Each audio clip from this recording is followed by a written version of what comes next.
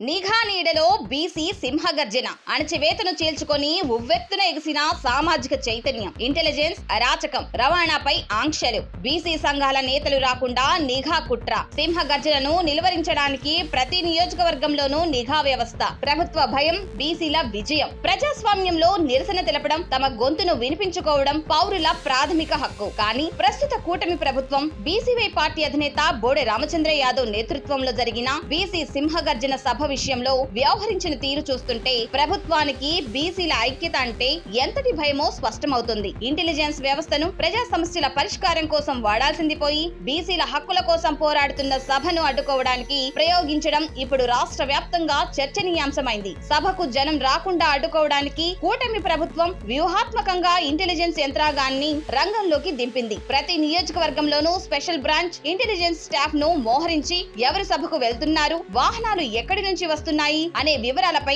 డేగ కన్ను వేసింది. బీసీ నాయకులను నయానో భయానో లొంగదీసుకోవడం, రవాణా సౌకర్యాలు అందకుండా అడ్డంకులు సృష్టించడం వంటి చర్యలకు పాల్పడిందనే విమర్శలు వెల్లువెత్తుతున్నాయి. సాధారణంగా ఇంటెలిజెన్స్ రిపోర్టులు శాంతి భద్రతల కోసం వాడతారు. కానీ ఇక్కడ బీసీల సత్తాను తక్కువ చేయడమే లక్ష్యంగా ప్రభుత్వ పెద్దలు చక్రం తిప్పారు. శాంతి భద్రతలను కాపాడటంలో విఫలమవుతున్న ప్రభుత్వం కేవలం ప్రతిపక్షాల సభలను అడ్డుకోవడానికి ఇంటెలిజెన్స్ ను వినియోగించడం వారి చేతగానితనానికి పరాకాష్ట. అయినప్పటికీ నిఘా వర్గాల ఆంక్షలను, పోలీసుల తనిఖీలను లెక్క చేయకుండా దాదాపు 2 లక్షల మంది బీసీలు సభకు తరలి రావడం విశేషం. ఇది కూటమి ప్రభుత్వ అణచివేత ధోరణిపై బీసీలు సాధించిన నైతిక విజయం. కూటమి ప్రభుత్వం తలకిందులుగా తపస్సు చేసిన బీసీ సింహగర్జన సూపర్ సక్సెస్ కావడమే ఇప్పుడు రాష్ట్ర రాజకీయాల్లో హాట్ టాపిక్. ప్రభుత్వం తన నిఘా వ్యవస్థను ఒక అణచివేత ఆయుధంలా వాడినా బీసీల చైతన్యం ముందు అది మోకరిల్లింది. నిఘా పెట్టడం అంటే సభను ఆపడం కాదు, సభకు వస్తున్న జనాన్ని చూసి ప్రభుత్వం తన పతనాన్ని తానే చూసుకోవడం అని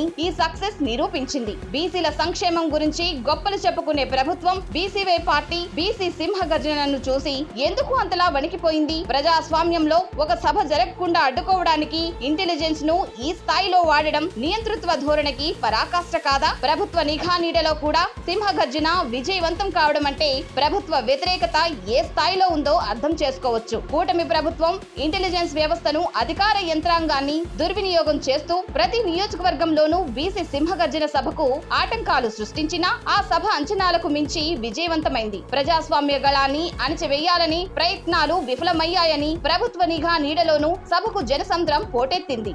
ఎన్ని అడ్డంకులు సృష్టించినా, ఎన్ని నిఘా నీడలు కమ్మినా ఆత్మగౌరవ పోరాటాన్ని ఆపడం ఎవరితరం కాదని బీసీ సింహగర్జన నిరూపించింది. ఇప్పటికైనా కూటమి ప్రభుత్వం అణచివేత రాజకీయాలు మానుకొని బీసీల సమస్యల పరిష్కారంపై దృష్టి పెట్టడం ఉత్తమం. లేదంటే ఇదే సింహగర్జన రాబోయే రోజుల్లో ప్రభుత్వ పునాదులను కదిలించడం ఖాయమని హెచ్చరిస్తుంది బీసీవై పార్టీ.